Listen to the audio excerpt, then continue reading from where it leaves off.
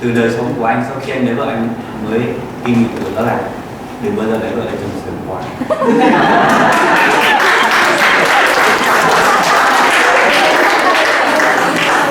Anh rất mẹ. Nhưng khi học thì mình muốn đi học nếu kinh nghiệm chúa rồi mình đi học nên về đi nhóm.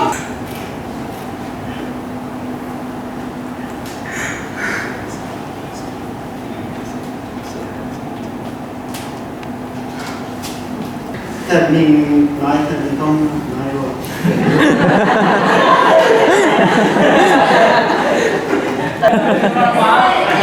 Tất cả hai bên đều rớt xuống thì là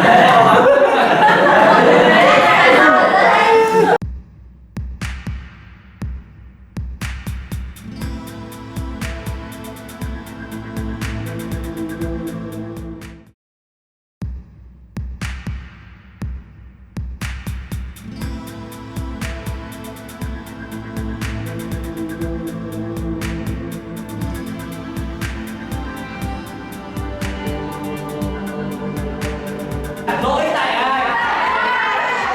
Ở bên này trước lỗi tại ai? Đấy, đến dưới là mình lúc đầu mình là cái chuyện là đến họ như này.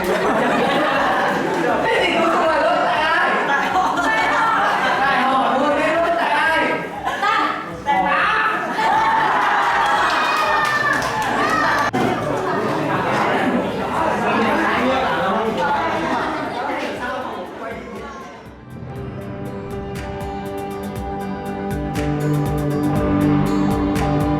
Hôm nay hôm nay sau đây xin mời cô sư đến cộng với các để chủ động đưa cô sư.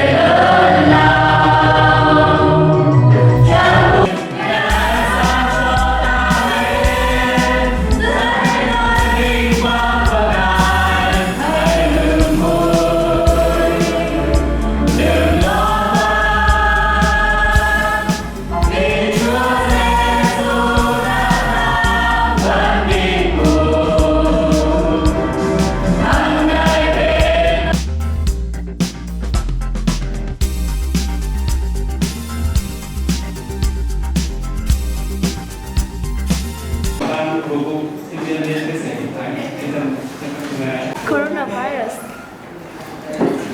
Xin thân ái kính chào mục sư, chào tất cả các bạn. Các bạn nghe được không? Được. Không nhận thức. Các bạn nhìn cái hình này quen không? Có sợ luôn à. Sợ luôn. Vì sao bạn ta đó là gì? Đời không như là mơ. Bạn nghe câu này quen không? Cuộc đời không có như là mơ. Hoặc là cuộc sống không giống như cuộc đời.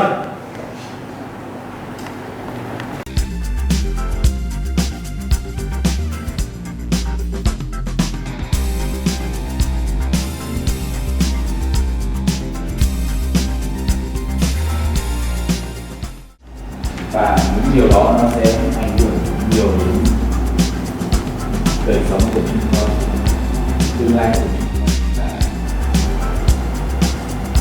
Chúng có những quyết định sai lầm để chúng con cảm ơn Ngài vì qua lời của Chúa chúng con nhận thấy rằng chúng con thật phước hạnh, chúng con thật vô cùng sung sướng bởi vì chúng con đang là con của Chúa, đã là con của Chúa và chúng con như lời trong câu chuyện ví dụ của Chúa, ẩn dụ của Ngài, thì cho chúng con thấy rằng người con trai thứ là người cũng được thừa hưởng mọi gia sản của người cha.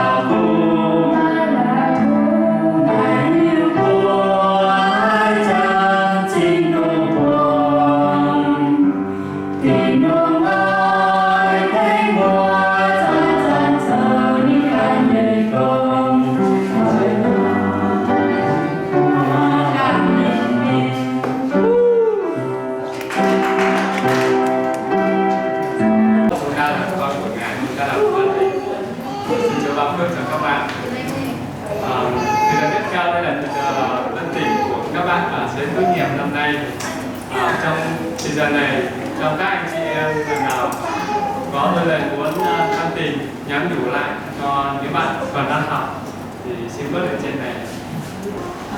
Đó là anh muốn học xong ấy, thì anh phải sử dụng được những gì mà anh học vào công việc để có thể là dạy lại cho người khác hoặc là Chúa. Chính vì thế mà anh chăm chú vào học. Anh không học giỏi những cái môn ví dụ như là tiếng Anh hoặc là những cái môn mà nó nhiều điểm biết đâu, nhưng mà về cái mà anh học đó, anh học được đó là sử dụng phát thanh của ý. Những cái đó là những cái mà anh nghĩ là sẽ hỗ trợ cho tương lai của anh và những người mà sau này sẽ thể làm cái dạy lại cho họ. Thì đấy là những điều mà anh chăm chú nhất. Và anh cảm thấy có một cái điều mà rất là tiếc ấy, đó là thời gian 3 năm nhưng mà nó rất là ít và mọi thứ nó còn rất nhiều nhưng mình không làm hết, mình không làm xuyên. Và có một cái điều rất là vui đó là trong nhóm văn hóa ấy, thì anh là người hướng dẫn cho các bạn trong vòng 1-2 năm đầu.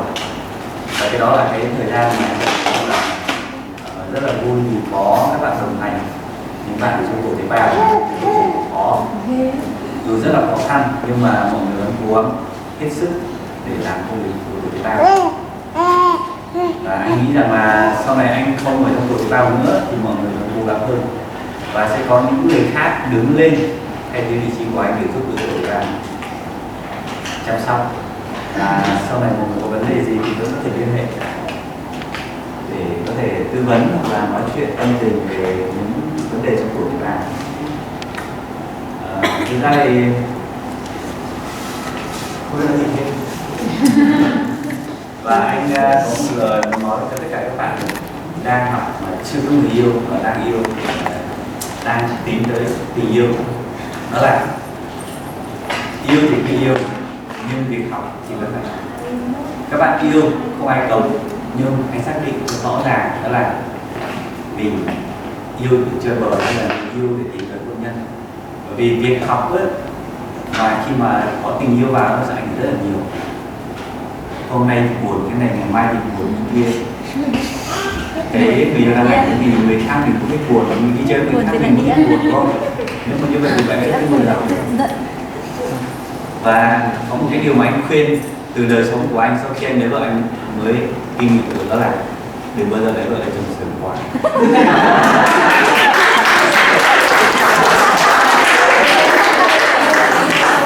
Anh rất Thằng bé nó phản đối, thằng bé nó phản đối. anh rất hay nói một điều với các bạn ở trong văn hóa, đó là con gái khoảng 25 tuổi thì cưới, con trai thì cứ trên 30 cũng được. Đúng anh. Đấy, mọi người á, cái thời thanh xuân của mình rất là ít, nên là hãy dành tất cả cái tuổi thanh xuân của mình để làm những việc khác của họ. Đừng bao giờ rằng cho việc lấy vợ lấy chồng là hết. Khi mọi người lấy vợ lấy chồng coi như là hết, coi như là mình ở trong tù, mình không còn cái không gian ngoài nữa. Kể cả các em có muốn đi ra ngoài giao lưu hay là nói chuyện mình với bạn em cũng không còn nữa. Và mình phải có một cái khoảng cách nhất định nào đó với những người khác. Nó không còn là bình thường như bọn em bây giờ muốn nghịch đùa thế nào cũng được đâu. Nên là hãy học đi, nếu mà được thì đi những nước khác du học. Đấy là cái ước mơ của anh mà anh vừa là. Lúc anh vừa xuống Hà Nội ấy, thì có một nhà tài trợ cho anh học tiếng Anh, và có người khuyến khích anh học thật giỏi để sau khi thi được làm TOEFL thì anh sẽ được hỗ trợ học bổng 100% để anh đi sang bên ngoài. Nhưng mà anh chưa kịp học thì anh bị lên đây rồi, nên anh không được học cái suất đấy. Anh rất là tiếc, nhưng là anh nghĩ là mọi người có cơ hội. Anh hết cơ hội rồi, bây giờ anh nghĩ tầm 3-4 năm nữa thôi là anh ấy trở thành một người gọi là bố, ông. Bố rồi mà. Đây là những cái tình mà anh cảm thấy là rất là tiếc trong cuộc đời của anh. Nên mọi người đừng bao giờ đi những con đường mà anh đã đi qua, đó là chơi hết mình cái đường và đến bây giờ anh cảm thấy thực sự là rất là tiếc cho cuộc đời của anh. Mà anh nghĩ rằng mọi người cũng không muốn đi con đường mà anh đi qua đâu. Nên là bây giờ ấy, học đi. Nếu mà Chúa cho mình làm cái gì thì cứ làm đi. Đừng bao giờ thụt lùi và hay nói cái câu rằng là anh không thể làm được. Mọi người không vươn trải thì mọi người sẽ không bao giờ phát triển được. Và trong hiện tại con người của anh ấy, vẫn có những cái bước ngoặt mà anh không thể bước qua được nó. Nó là những cái rào cản rất là lớn. Và anh cảm thấy là đó là một cái sự thất bại của anh.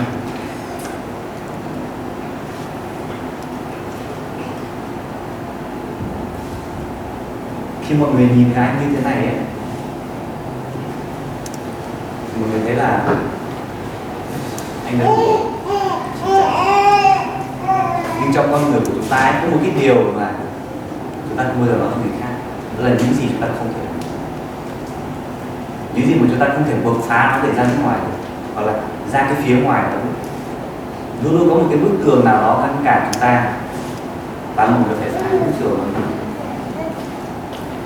Đừng bị gò bó ở trong một cái khuôn khổ của nó, đừng bị buông lại bởi tình yêu. Chúa tạo ra chúng ta không bao giờ ế đâu, bởi vì chúng ta không phải là hàng hóa, mọi người nhớ câu đó.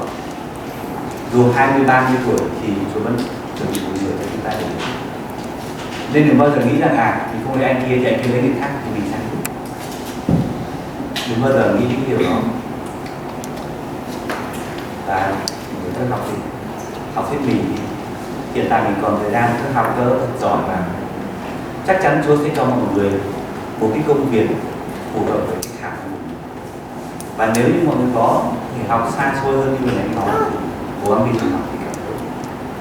Bởi vì người Mông của mình, người Dao của mình hay là những dân tộc khác, anh không biết trong này có bao nhiêu dân tộc, nhưng mà Dao và Mông chính gốc và có một dân tộc Kinh thì cố gắng đi. Anh khuyến khích các bạn người Mông và người Dao chịu khó học. Và hiện tại mình nhìn lại tương lai của người Mông, có rất ít người mà gọi là đừng đi nước ngoài du học quay trở về Việt Nam. Có thể có, nhưng mà khi người ta đi du học về Việt Nam, người ta sẽ không cùng Chúa. Nên các bạn là những người mà gọi là đang có tiềm năng để phát triển chính mình. Anh hết rồi, anh còn một tuần trong cái thời sinh viên, và sau một tuần này anh sẽ quay về. Không phải là anh đi làm về nhà nước đâu, mà là chắc anh phải đi về quê sinh sống đi những ngày nào. Là vì sao? Bởi vì thứ nhất gia đình, thứ hai phải lo cho gia đình, lo cho con, và anh chỉ có thể phát triển ở cái mảng của ông này. Còn đi làm hay là gọi là đi giúp những người khác thì anh chỉ có thể tham gia vào những công tác truyền giáo ở những vùng quê. Mong là sau này anh là một người nhưng trước khi học thì mình muốn đi học mình được kinh nghiệm Chúa hơn. Trên quê mình đi nhóm chỉ như kiểu là đi cho vấn lên theo gọi là truyền không từ nhỏ, không được kinh nghiệm Chúa. Nhưng hôm nay mình được trưởng thành trong Chúa hơn, và mình ra ngoài xã hội mình cũng có thể tự lập hơn, và mình cũng còn nhớ cậy mọi người khác nhiều hơn. Những lúc ở trên quê thì mình có thể nhờ bố hoặc là nhờ anh chị em đi đâu cũng phải có người đi cùng. Và sống đây thì mình có thể được ra ngoài xã hội trải nghiệm nhiều hơn, và khi mình đi học thì mình cũng biết được nhiều điều hơn. Nhưng có một sai lầm là khi mình xuống đây mình chọn nhầm ngành nên là mình cũng không yêu thích cái ngành đó. Nhưng khi mình ra trường rồi mình có thể chọn được đúng ngành của mình và cũng được đem lòng của Chúa. Mọi người cũng khi xuống đây học phải học hỏi lời Chúa nhiều hơn, vì mình cảm thấy xuống đây học thì được học lời Chúa rất nhiều, nhờ vào cả chủ tế bào cũng như hội thánh luôn chăm sóc lẫn nhau trong anh em của Chúa. Thì mọi người luôn tin Chúa. Mình chỉ nói lên đây tất cả. Qua em Hồng chia sẻ thì chính bản thân của em cũng kinh nghiệm được là ở trên quê xuống hoặc ở đây này thì nó sẽ thay đổi rất là nhiều. Giống như là học biết được lời Chúa thì đó là cái mà, nhưng mà có những bạn thực sự là yêu mến Chúa là tìm đến Chúa thì qua số lần này thì trang rất là nhiều.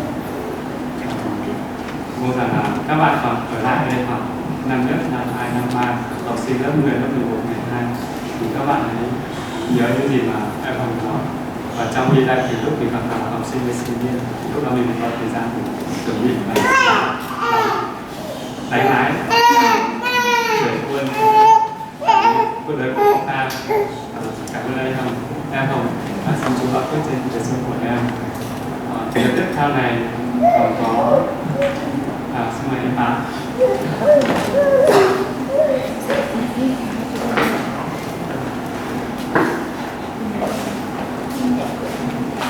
Lời đầu tiên là xin cảm ơn Chúa vì Chúa đã đến với Nga, Chúa đã chăm sóc bá và chăm sóc thời gian vừa rồi được bình an và được mạnh khỏe.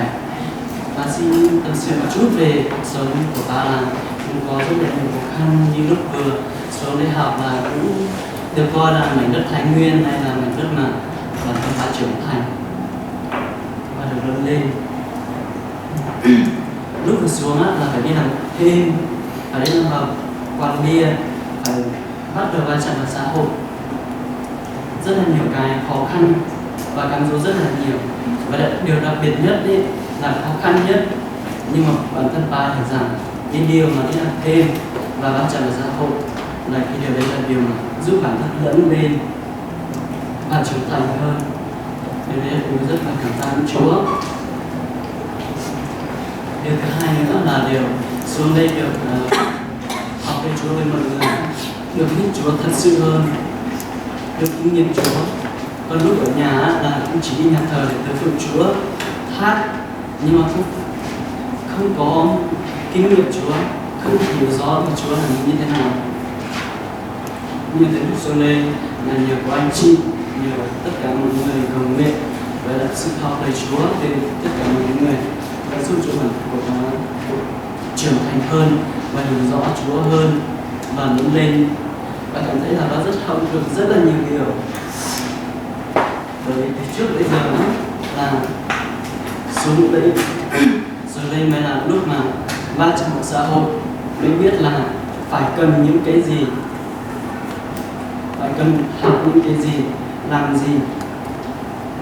Bởi vì trên quê Phan Hồng có rất là nhiều khó khăn, nhiều anh chị em nhưng mà không có ai đi học cả về lời Chúa, về nhiều cái về giúp đỡ cho các bạn, không có ai làm việc, rất là ít người hiểu về lời của Chúa. Và là xuống đây còn được đặc biệt được mấy bạn anh chị lựa chọn để làm phó nhóm bên thương mại. Nhưng mà phải nói chung là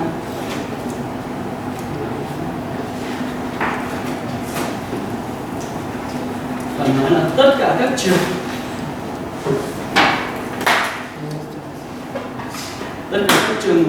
Thái Nguyên này chỉ có trường thương mại là khó khăn nhất.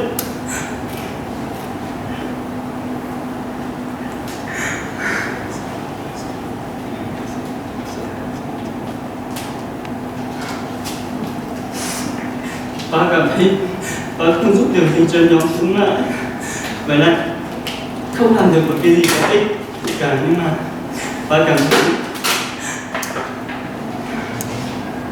rất được ơn phước của Chúa chọn làm phó nhóm. Con cố gắng làm cho dù khó khăn đến mấy, cho dù ba biết là khó khăn nhất, không giống như các trường khác, trường đại học khoa học hoặc là trường văn nghệ thuật. Ba biết là ba không được hát tác phẩm với mọi người, không được tham gia mọi hoạt động bài nhạc, nhưng mà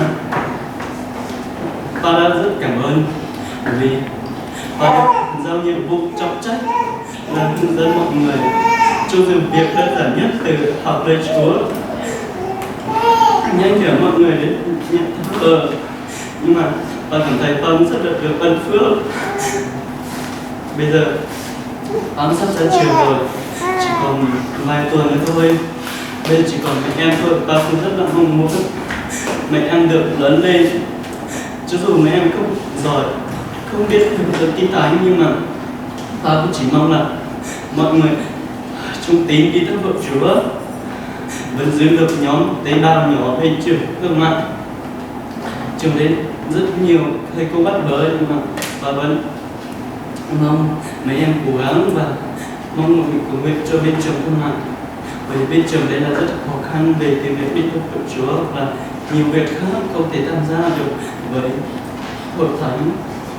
Đây những lễ cả các thầy cô rất là bắt bớ, và bản thân của bác kinh nghiệm rằng số đây học rất là nhiều điều, từ giao tiếp, từ lời tập, từ giao tiếp, từ những lời ăn nói, lễ phép, lịch sự như thế nào về lời Chúa, tất cả mọi thứ ba cảm thấy ba học rất nhiều.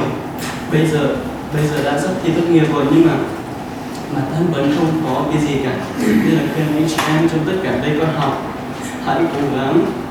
Ba cảm thấy là thời gian sắp hết rồi mới cảm thấy tiếc nuối, bởi vì kinh tế rất là khó khăn nên là không biết là phải học tiếp hoặc là như nào nữa. Nhưng mà một lời khuyên chân thành là mọi người hãy cố gắng lúc mà còn có cơ hội, bởi vì là lúc hết cơ hội thì mình cảm thấy tiếc nuối, mới cảm thấy mong là mình chưa làm được cái gì tốt cả, vẫn nghiện điện thoại nhiều thôi. Về thời gian học lời Chúa hoặc là học vẫn chưa được tốt. Vẫn mong mọi người cố gắng và cầu nguyện cho, đặc biệt là bên mọi người bên trường thương mại, để mọi người có thể hiểu được nhau tế bào. Cảm ơn mọi người rất nhiều. Cho lời khuyên thì hai bạn đã nói rồi, thì bây giờ tớ chỉ nói rất là điều mà tớ chia sẻ, đó là tớ gửi lời cảm ơn mình hội thánh này. Có lẽ không phải là một mình tớ trên quê xuống, mà là các bạn khi mà trên quê xuống đều sẽ cảm ơn hội thánh Phát Hải Vươn, những anh chị đi trước đã giúp đỡ rất nhiều cho các bạn, giúp đỡ các bạn về thủ linh, giúp đỡ các bạn về những nan đề trong cuộc sống khi mà các bạn mới chậm chững bước xuống cái thành phố, một cái môi trường hoàn toàn khác lạ với cả môi trường ở quê mình đang sống. Khi các bạn lựa chọn học kinh học, giống như kiểu các bạn bước ra vành đai an toàn của các bạn lại xa bố mẹ, xa gia đình, mà thậm chí các bạn không biết là ở dưới này chủ được các bạn là làm cái gì. Thế nhưng mà điều mà tôi muốn nói là gửi lời cảm ơn đến các anh chị, các bạn ở trong hội thánh, những bạn đã cố gắng thì nơi đây người vợ Chúa, và người tớ cảm ơn nhất là anh Kiên. Anh ấy đã giúp đỡ tớ rất nhiều khi mà tớ mới xuống đây, cho đến khi mà tớ có thể tự một mình tự lập được có thể tự học tập, tự đến thờ của Chúa và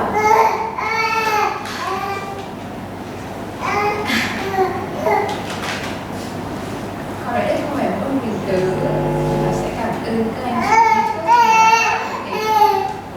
một bước ngoặt khi mà xuống đây là được trưởng thành về thuộc linh ơn, được học hỏi nhiều hơn và được biết nhiều hơn, được kinh nghiệm Chúa nhiều hơn, cũng như là kiến thức xã hội. Có lẽ là nhiều bạn cũng sẽ nhiều hơn và các bạn đi làm thêm. Hiệp viên thì sẽ nói với mọi người đó là khi mà các bạn có cơ hội làm thứ đấy, có cơ hội học thứ đấy, vậy thì hãy học và hãy làm hết mình thì sau này cảm thấy chút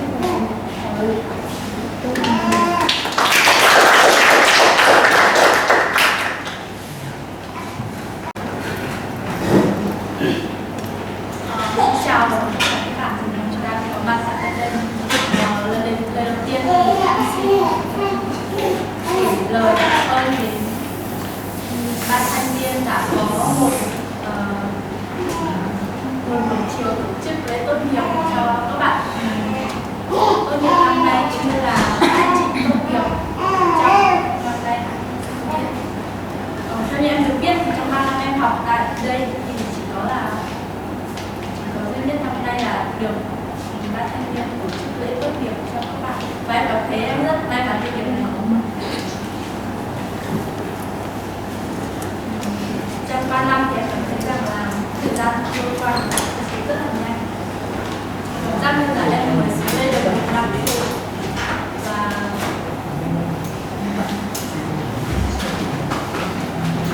trong quá trình em học ở đây thì em học hỏi kinh nghiệm rất là nhiều. Để khi em còn ở trên quê thì sự hiểu biết luật Chúa nó rất là hời hợt, thì chỉ biết rằng là mình tin Chúa, nhưng mà trong quá trình mình đi cho vợ gọi là đi cho có thôi, tức là chưa ra bản thân mình không thể kinh nghiệm được Chúa ở trong cơ thể của mình. Ở đây thì trong năm đầu và năm thứ hai thì em có đi nhóm và diệu đạo. Từ năm em có lớp 11 thì em mới quen được các bạn trong trường và em thấy nó rất là may mắn.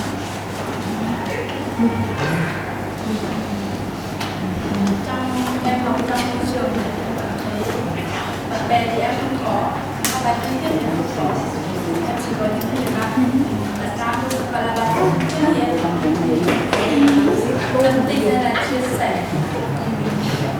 Thật sự trong cái học của mình rất là cảm ơn.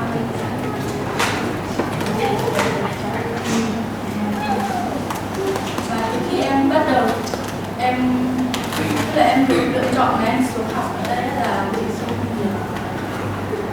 Thì một lý do là em biết rằng là học ở Hải Nguyên có nhà thờ để tin nhóm thờ phượng, đó là một trong những lý do mà em lựa chọn xuống Hải Nguyên. Kể cả bây giờ em học ngành mà em không có hứng thú, nhưng mà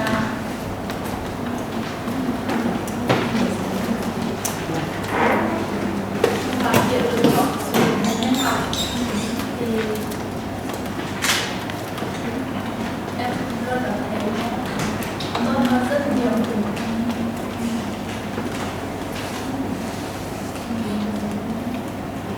Hy vọng rằng là tất cả các bạn thì mình đang tiếp theo tiếp tục học ở đây sẽ tập trung học một cách tốt nhất, và việc quan trọng sẽ cũng nhiều hơn để cuộc sống của mình trưởng thành hơn, cũng như là mình trung tín đi học bây giờ để mà cái tâm linh của mình, cuộc sống biết của mình được phát triển đầy đủ hơn. Tương lai của mình thì cũng biết rằng là thực sự đến bây giờ thì mình học 3 năm rồi thì không có định hướng gì, sự rất là mình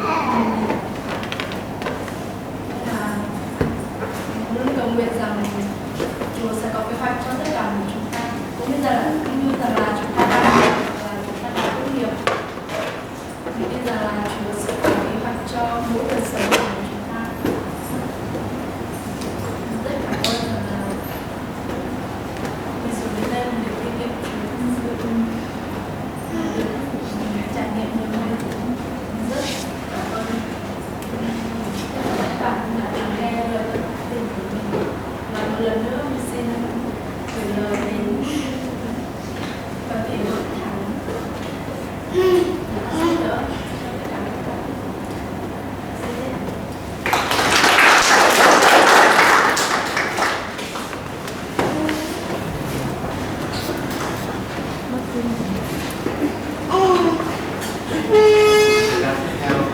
Cảm ơn mày đã chia sẻ và nhắc nhở mình đã nhiều lại các bạn còn học ở đây xin chúc bạn chúc thì số của em luôn những cái chú sống thì tại sao thì có anh chị nào làm cái quyết định không ạ?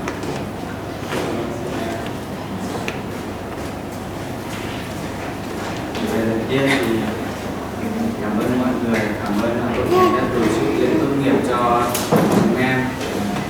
Trong lời cảm ơn Chúa, thời gian xuống đi học thì em cũng có một khó khăn nhưng mà cũng nhận được sự trợ giúp của hội thánh mình cũng như là hội thánh khác với lại các sinh viên đã giúp đỡ hỗ trợ em về tài chính. Em rất là cảm ơn. Sắp ra trường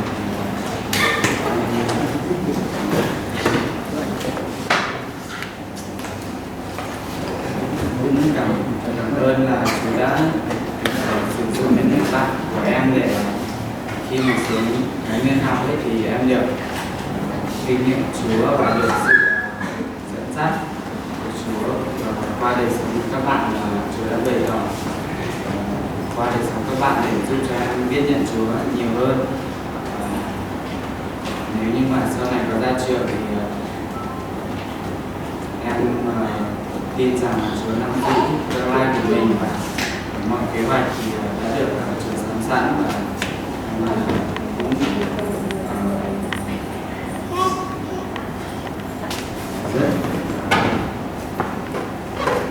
rất mong là được sự cầu nguyện của Chúa, cầu nguyện của Hội Thánh cho em ra trường thì có được công việc làm đó có thể để trợ giúp ở Hội Thánh địa phương của em rất nhiều.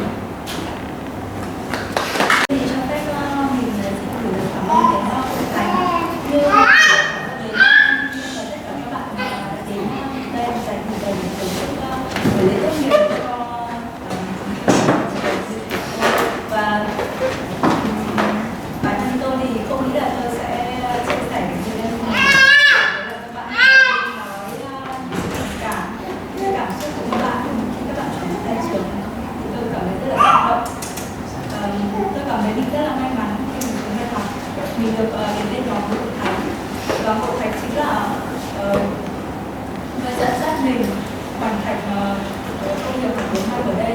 Nếu như không có Hội Thánh thì tôi nghĩ là có thể 5 năm, 6 năm, 7 năm tôi vẫn chưa ra trường và có thể là hiện tại tôi vẫn đang rất là nhiều môn nhưng mà cảm ơn Chúa vì tôi xin mời tại Hội Thánh và có lời Chúa đầu tiên dẫn dắt tôi nên là công việc học tập của tôi rất là năng động và cảm ơn Chúa vì điều đó và tôi muốn nhắn nhủ đến tất cả các bạn động lực để chúng ta tập trung vào công việc học đó là gia đình và Chúa là từ gia đình là quan trọng nhất của chúng ta.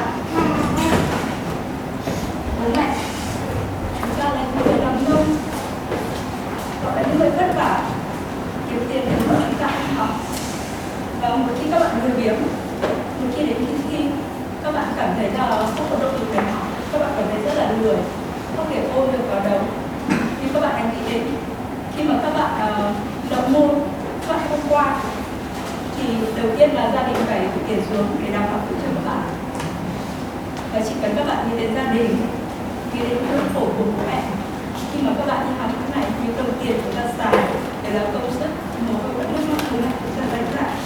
Vì vậy tôi mong tất cả các bạn chúng ta hãy luôn cố gắng vì gia đình, vì tương lai chúng ta, vì chúng ta có muốn có một tương lai tốt đẹp hơn và muốn bố mẹ phải nào đỡ khổ hơn thì bản thân chúng ta đầu tiên chúng ta phải cố gắng trước tiên để bố mẹ cảm thấy an tâm về chúng ta hơn và không phải lo lắng về chúng ta nhiều hơn. Cảm ơn.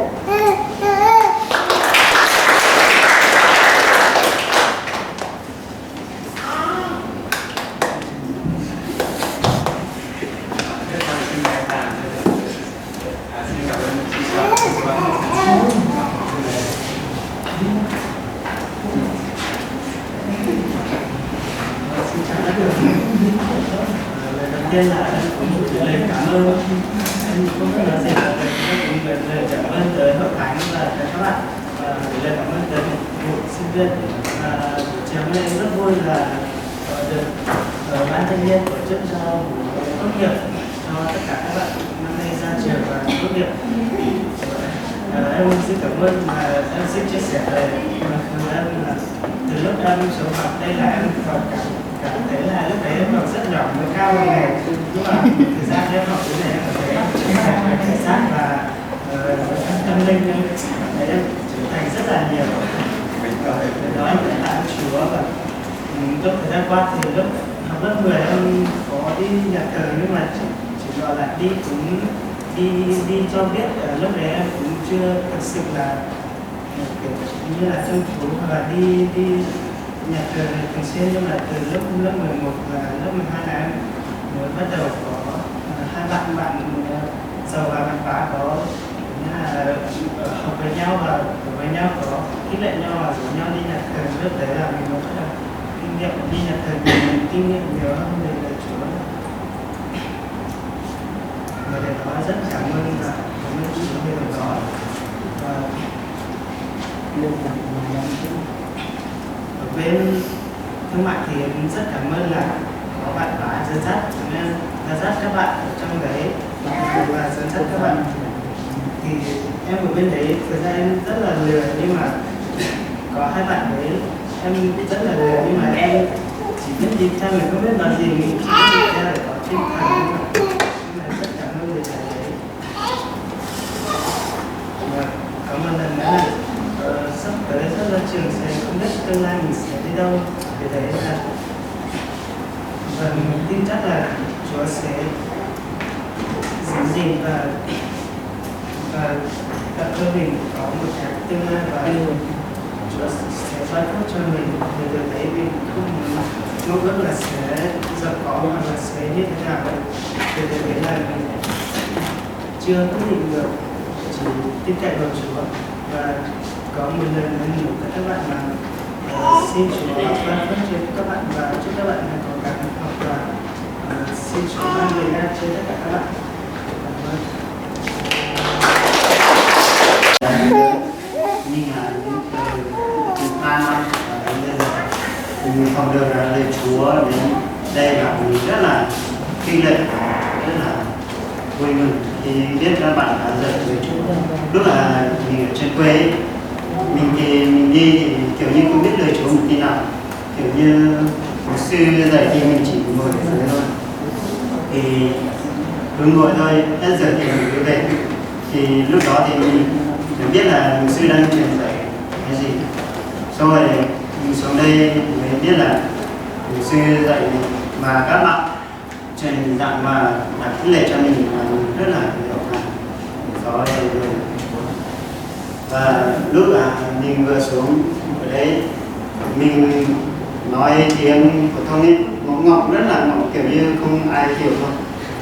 Và mình mới đi tiếp xúc với xã hội rồi sau dần dần sẽ quen, và họ nghe rồi họ sẽ biết là mình rất là cảm ơn Chúa. Và lúc đó mình xuống ấy chưa quen ai, và kiểu như mình là người quay xuống để tóc rất là dài, kiểu như tóc sẽ dài đến tận đây luôn. Thật mình nói thật, mình không nói đùa.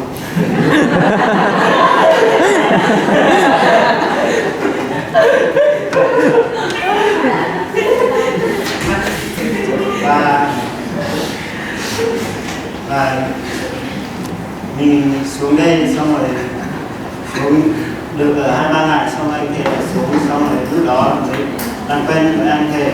Trong lúc đó được độ năm luôn, kiểu như mình sát chuẩn bị bỏ về nhà rồi, nhưng mà anh thầy lại bảo là ở đây bố mẹ đã cho xuống học thì cô học đi. Xong rồi anh thầy bảo thế nữa, xong với cô học, và anh thầy cứ dạy dỗ rất là nhiều điều, và cứ bảo mình đi học lời Chúa và đi hát ngợi khen Chúa ở trong hội thánh, mà cũng giống như hát ở trong đề bảo ở trong trường văn hóa nghệ thuật. Mình rất là cảm ơn, và có những lời mà mình chắc mình nói chắc là các liệu các bạn cũng có những người cũng giống như mình ở trên quê kiểu như ai cũng kiên cường, kiểu như có ai đi học xa thì các bạn thuê là con của mình đi học như này xong rồi về thuê, xong rồi bố của mình ấy mới bảo là sao con không học đi. Sau lúc đó mình học hết lớp 9 rồi, mình bảo là mình không học nữa, xong bố mới bảo là xuống học đi, bố sẽ cho con đi học. Xong rồi lúc đó kiểu như cô xuống học ở đây, xong cô mới giới thiệu, xong rồi cô mới đưa mình xuống đây học, xong mình xuống đây học rồi kiểu như mình rất là thích học đàn. Lúc đó ở trên quê chú học về chú đàn ở trong hội thánh, mình vào nghịch thì chú cứ bảo là nhìn vào thì nó sẽ học, thì thế thì mình lại không có một tí nào vào, không dám động vào. Sau mình xuống đây mình phải tiếp tục học, rồi thầy cô mình tới cho mình những chuyện và mình đã học về Chúa và mình đã làm cái bất đây này, cảm ơn Chúa rất là nhiều việc. Cảm ơn Chúa.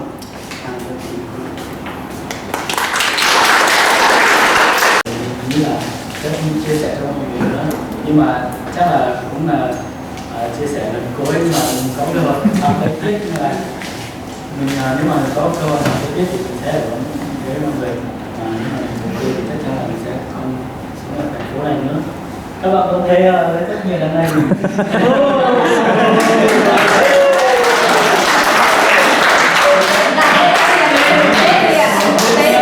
Còn lên nệ thôi, còn lên nệ thôi. Tất cả hai bên đều rất xuống thì là bên này là chuyên môn và bên này là văn hóa đều rất hết các bạn. Bên này là mình hay lo lắng. Có lẽ là hôm nay mình đã chia sẻ với các bạn một số điều mà Văn Anh mình đã trải qua ở đây. Văn Anh sinh viên thì nói với các bạn rất là đáng hiểu.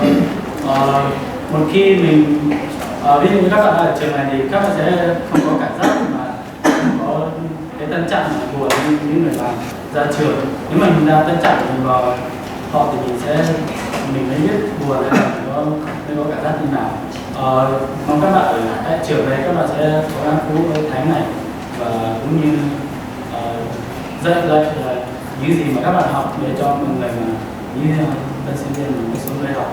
Cũng mong các bạn có buổi thánh này thì nhiều khi mà nhiều lúc mà mình sinh viên của mình không có buổi thánh này mình sẽ không có ai đảm, nhưng mà hát thì đây mong các bạn sẽ cố gắng vào buổi thánh, cũng như trong học tập thì các bạn cố gắng hơn nhiều, các bạn đừng mà nên chơi như mình nữa.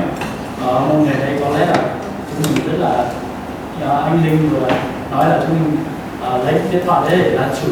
Với khi mình dạy nó mình sẽ lấy cái điện thoại để bật xem có gì hay là không, cái gì đó. Mà mong các bạn sẽ cố gắng học tập, học đi, người ta trẻ như này học đi. Có một số người họ không được học như mình đâu, một số người học xuống đến đây thì học lại bắt đầu nhiễm ẩm nhiều đâu để trở về nhà. Mình có cơ hội đây thì Chúa là mình cảm ơn điều đó từ người mình cảm ơn Chúa rồi mình học ở đây, mà cũng như anh Duy cũng như tất cả mọi người Chúa để giúp đỡ mình cũng như với thành ngày hôm nay cảm ơn Chúa rất nhiều. Các bạn hãy cố gắng học trong vì có số người 2 năm, 3 năm, 4 năm thì tốt nghiệp, mà các bạn hãy cố gắng làm cứu Chúa để Chúa rất nhiều.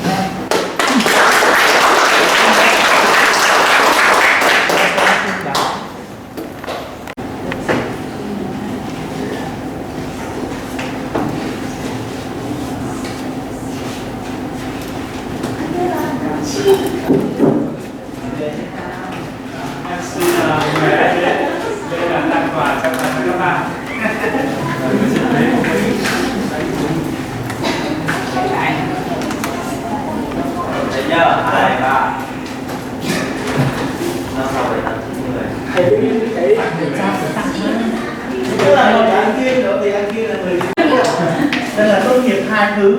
Thứ nhất là tốt nghiệp trường học, thứ hai là tốt nghiệp trường tư dạy.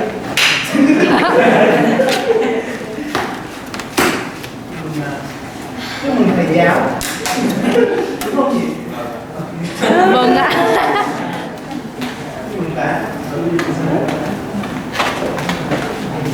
Bác Dinh ơi. Ôi, có vấn đề gì? Không vấn đề. Quá vấn đề. tàn hình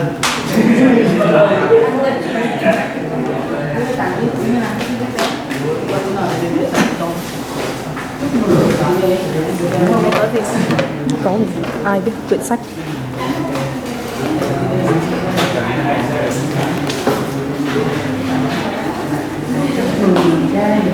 cha cũng tới ra tôi đi cùng bên Tôi nói rồi mời tôi lên làm cái gì?